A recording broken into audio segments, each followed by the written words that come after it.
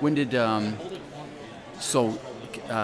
in the with the pack? She's a pack of 20 because I was running around the course and stuff with her. First, there were people making surges up there, and she kind of like said out there, like you could see her, like she looks like what are they doing? Why it's going to be brutal out here, and they're making surges at 6-7 miles. So she like whatever, kind of thing. So that was her attitude originally, and then when the people that you knew were the real deal start making the move, and she says, that last mile, I was 5:30, and we knew that was at 12 miles. I mean, 5:30 is 2:24 pace. We said, that's too darn aggressive for you right now. And she knew that was too aggressive for her right then. And so it was like, okay, I'm not gonna cover that.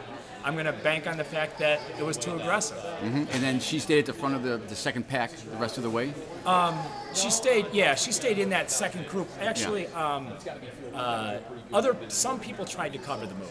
Yeah. And so that was kind of the... Would that be Kellen Taylor? Kellen Taylor definitely tried to cover it. And so Kellen Taylor was in that group. Janet was... Baucom was somebody else that was trying to cover that at that point. But I was much like Des said in the thing up here, I was not concerned about a top 3 position then. It was whether or not we were, because the people that she was right around then were all within 4 or 5 seconds, and I knew that she still was comfortable enough that there was a lot of race left in her. How were you following the race as a coach? Out on the course, I was right at the entrance to USC where I could see them going in, and then when they came back around, see them after they had done the expo and all of that stuff. I was there. Keith was down at the opposite end, and so. Were you getting mile splits? Did you know, oh my God, they're going too fast? That's why she's back, or you just have confidence in her? She told me. She flat out said, "Hey." She knew we had talked. Like she yells at you, "Hey, that was a 5:30." I'm fine. What did she yell? She physically said to me when she came by, my last mile was 5:30, is what she said to me. Really? Her mile. And I go, stay where you're at. Stay where you're at. So it was. She physically said it to me. It was no different than in 2007 when Ryan Hall took off and they ran 9:16 for 2 miles from 10 to 12, and Brian Sell ran 9:56. And he was gapped by 40 seconds, and he goes, I'm running sub-5s, okay? And I go, stay where you're at. And it was the same kind of thing. It was the same, same conversation, different athlete, but it was like, hey, I think it's probably too rich, so.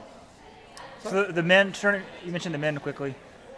Bobby, didn't do as well, or maybe as you'd hope, right? So No, not even close to how we hoped. I thought Bobby was ready. I thought Bobby was ready to go. And so it didn't pan out. I have not talked with Bobby yet. I know he's not in a happy place right now, and I don't blame him.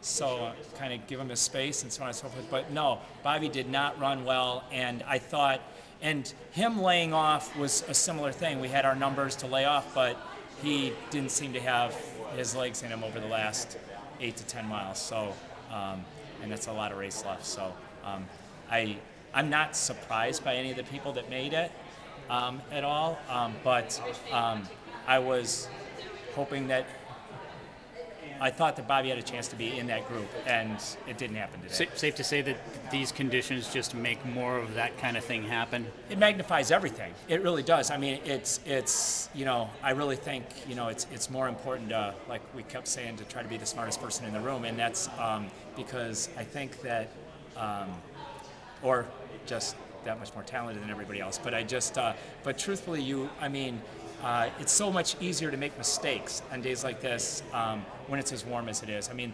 the marathon's always that way, but I think it's more so on days like this.